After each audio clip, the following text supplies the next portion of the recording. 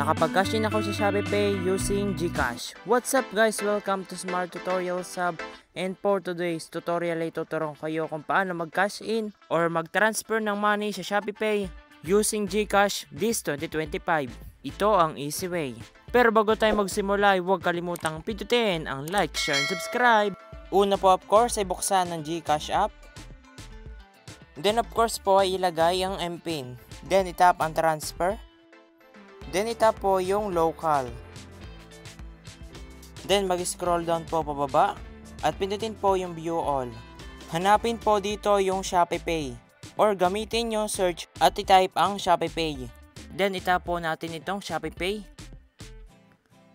Then dito po ilagay yung amount, yung account name, yung account number, halimbawa po ay 0907-123-456, ganun. Saka yung send receipt to, pero po ito ay optional lamang. Then tingnan po lahat ng information kung tama po nilagay mo, tapos pindutin po yung send money.